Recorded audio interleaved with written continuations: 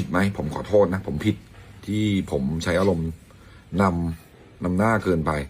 ท่านผู้ชมประเด็นคุณเตอาชีวะที่ไปตามล่าสาวเล่าวขายของแย่งอาชีพคนไทยจนทัวร์ไปลงหันล่าสุดได้ออกมาขอโทษแล้วแอดมินสีเว้าในมุมของคนลาวเนาะเกี่ยวกับเรื่องนี้ถึกหรือผิดหันให้ทุกคนว่าไปตามเนื้อเรื่องแต่สำหรับคนลาวอยากบอกคนลาวคือกันเองก็คือ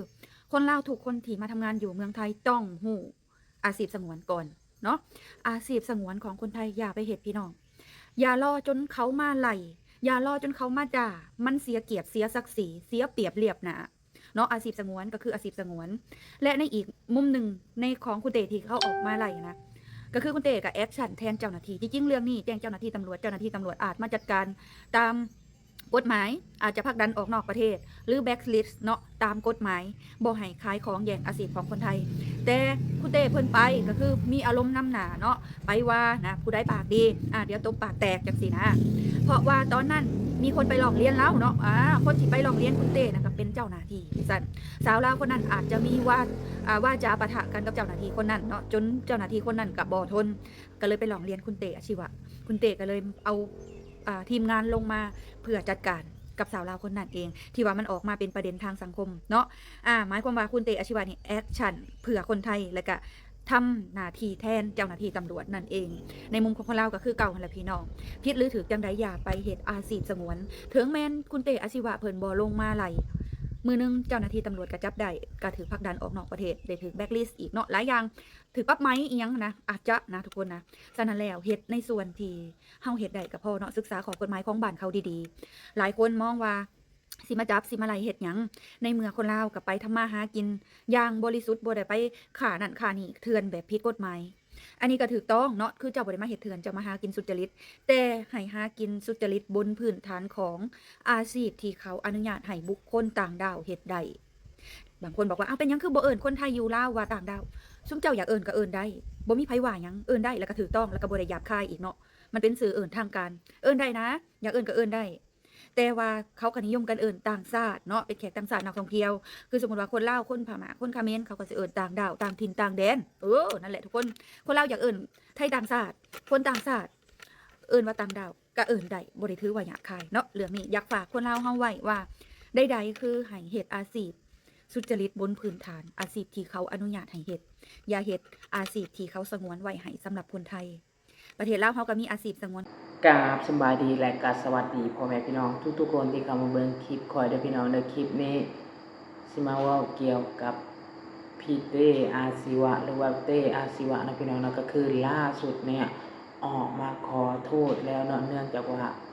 กระแสดราม่าลายให้เนาะบ่ว่าทั้งคนไทยทั้งคนลาวนะพี่น้องคนไทยบางคนเขาก็บ่เห็นด้วยที่พี่เต้อาชีวะหรือว่าเต้อาชีวะเฮ็ดเนาะหรือว่าเตอาชีวะทำลงไปเนาะแต่ในมุมมองของ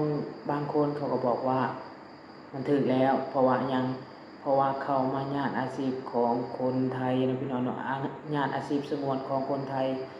มันต้องเฮ็ดถึกแล้วบางคนก็บอกว่าเนาะพี่เตทำถูกแล้วที่รักษา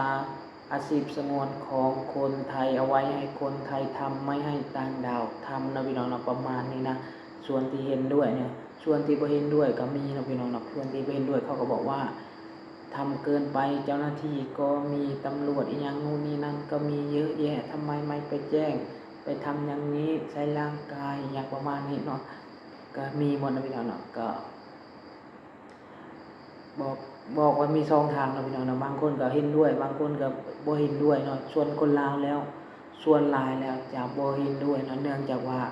ไปเว้าแบบนั้นเนาะซึ่งมันสะเทือนจิตใจของคนลาวก็บ่ฮู้เนาะมีหลายคนเนาะมาเฮ็ดคลิปเนาะก็คือทุกๆมื้อนี้เนาะพี่น้องเนาะบ่ว่าอีหยังเป็นกระแสเนาะกระแสไหลไปทางใดคนก็สิไหลไปนำเนาะพี่น้องอย่างเช่นคนที่ชื่อเขียวนั่นน่ะให้บ่กระแสเมื่อก่อนเนาะกระแสแห้งหลายคนเนาะหลายคนทะทมไปหาเราเนาะพี่น้องหลายคนไปด่าเรานู่นนี่นั่นเยอะแยะสารพัดเนาะพอสุดท้ายแล้วเนาะบางคนก็ถึงขั้นอยากจะไปแจ้งความนะพี่น้องเนาะอันนี้ว่าถึงกระแสเนาะพี่น้องเนาะว่าถึงกระแสโดยรวมเนาะกระแสของคนลาวนะปัจจุบันนี่ก็ยังเห็นเนาะแต่ว่าเริ่มน้อยแล้วคนที่ซื้อเขียวนะพี่น้องบ่ฮู้ว่าเป็นยังไงแต่ว่าเริ่มน้อยลงแล้วเนาะเนื่องจากว่า กระแสหมดบ่หรือว่าจังไดเนาะวันนี้เฮาก็มาต่อพี่เตอาศิวะหรือว่าเตอาศิวะที่อยากตบปากคนลาวเนาะคนลาวก็ท้าโทมเข้าไปเนาะแต่มีคนดังก็ถามว่าหลายบ่ก็หลายอยู่เด้เนาะก็หลายอยู่เนาะที่แบบว่าออกมาอัดคลิปนะออกมาอัดคลิปออกมาเว้านะแต่บางคนคนลาวเขาก็มองว่าคนไทยบางคนนะพี่น้องเนาะเขาก็บ่ได้มองรวมว่าคนไทยทั้งประเทศบ่ดีนะพี่น้องเขาก็เว้าเฉพาะพี่เตอาศิวะหรือว่าเตอาศิวะซื่อๆนะพี่น้องเนาะประมาณนี้นะก็เลยเป็นกระแสดราม่าล่าสุดเราก็ออกมาขอโทษแล้วก็น่าจะจบแยกย้ายวันนี้นะพี่น้องเนาะบ่ว่ากันนะพี่น้องก็คืออาชีพสงวนคนไทยเนาะเฮาก็อยากจะพากถึงคนลาวเนาะพี่น้องเนาะอย่าไปเฮ็ดเนาะพี่น้องถึงมันอาจจะบางทีอาจจะมีคนมาด่ามีคนมาว่าเนาะพี่น้องเนาะซึ่งมันบ่โอเคเนาะซึ่งมันบ่โอเคแน่นอนแหละบางคนนี่มาอยู่ประเทศไทยเนาะพี่น้องวันเวลาว่างเนาะและเบอร์ซีซั่นพี่น้องวันเวลาว่างและมีเงินเนาะถ้าอยู่ประเทศลาวก็มีความคิดได้พี่น้องในคนลาวเนี่ยมีความคิดอยากเปิดห้างอยากเฮ็ดนั่นอยากเฮ็ดนี่แต่ว่ามันบ่มีเงินทุนเนาะพี่น้องนะบ่มีเงินทุนแต่ว่ามาอยู่ประเทศไทยทั้งมีเงินทุนทั้งมีเวลาทั้งมีโอกาสไม่มีโอกาสบ่เนาะก็คือแนมเห็นเนาะพี่น้องมองเห็นเนาะบางทีขายในแบบนี้คือสิขายดีอย่างเช่นขายปลาหมึกขายแมลงทอดขายนู่นนี่นั่นเนาะพี่น้องเนาะก็คือคนลาวจะเห็นคนไทยบางคนเขาก็กินบางคนเขาก็บ่กินแล้วคนลาวเนาะคนที่คุกคลีอยู่กับตลาดไปตลาดมาตลาดไปเลยนะก็เลยเห็นก็เลยอยากจะมาขายบ้างเนาะซึ่งมันผิดกฎหมายนะพี่น้องอันนี้ก็พากถึงคนลาวอย่าไปเฮ็ดเนาะอาชีพสงวนแล้วก็มีบางคนไปเทียบใส่ประเทศเฮาว่าประเทศลาวก็มีคนไทยมีคนเวียดมีคนจีนบ่เห็นมีไผไปท่วงติงนั้นมันเป็นประเทศเฮาเนาะเฮาก็เฮ็ดหยังบ่ได้นำแม่นบ่ล่ะขนาดเจ้าหน้าที่ตำรวจเขายังบ่เฮ็ดเลยสิเจ้าสิเป็นไผสิมาเฮ็ดบ่สิว่า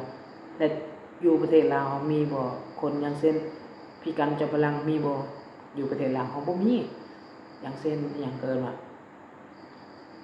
พี่เต้เนี่ยรักษาอย่างเกินว่ารักษาชีวิตคนลาวหรือว่าอย่างปกป้องสิทธิ์คนไทย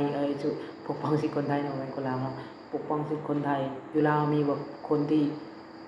ปกป้องสิทธิ์คนลาวด้วยกันมีบ่พี่น้องคนที่แบบออกช่วยแล้วเป็นกระแสดังในสังคมที่ออกไปว่าปกป้องสิทธิ์คนลาวมีบ่มีเนาะบ่มีส่วนโตก็แล้วก็จะเห็นกับคนที่หาช่วยเหลือเล็กๆน้อยๆซึ่งก็บ่ได้เทคแอคชั่นช่วยแบบช่วยเฉพาะคนจนซื่อบ่แม่นว่าช่วยแบบว่าคือนี่เนาะคนไทยโดนกินเปรียบหรือว่าคนไทยโดนทำลายร่างกายเขาก็จะไปถ้าไปแจ้งตำรวจแล้วมันบ่ได้นะพี่น้องอยู่ลาวเฮาจะสิไปหาไปสิเจ้าสิไปขอความเป็นธรรมนำภัยนะพี่น้องนะนอกจากไปหาตำรวจอันนี้ข้อยก็บ่อยากจะเว้าหลายนะพี่น้องเกี่ยวกับตำรวจอยู่บ้านเฮาข้อยฮู้หมดแหละแต่ว่าข้อยบ่อยากเว้าเนาะเนื่องจากว่าเว้าเท่ากับเฮาให้เอาชีวิตเฮาไปทิ่มเลยเด้อพี่น้องถ้าเฮาเว้าเนี่ยมันเรื่องจริงก็จริงเนาะพี่น้องเนาะเท่ากับว่าเฮานี่เอาชีวิตเฮาไปทิ่มลันล่าได้เกี่ยวเท่าเว้ากับกระทบบ่ว่าจะเป็นหน่วยงานอิหยังก็อย่าในราชการเนาะหรือว่าแม่นหน่วยราชการอย่างประมาณนี้หรือว่าหน่วยงานรัฐอย่างนี้เนาะเจ้าจะโดนเก็บทันทีเนาะบ่ฮู้แหละจะไผละเก็บแต่ว่าจะโดนแน่นอนนะพี่น้องบ่โดนจากมือเขาโดยตรงก็เดินจากลูกน้องเขาประมาณนี้นะเท่าที่ค่อยฮู้มานะพี่น้องนะคือเท่าที่ฮู้เท่าที่เห็นนะอย่างเช่นจะไปโอ้ยคนลาวหลายๆคนก็น่าจะฮู้เนาะขี่รถไปตามทางเลยถ้าเจอด่านน่ะมีหรือบ่มีก็ต้องเสียให้เพิ่นแหละอย่าง10 20,000 30 40เนาะคนส่วนหลายเนี่ยบ่ว่าจะเป็นรถสายทางเนี่ยเฮาขี่รถสายทางนำกันนี่เนาะ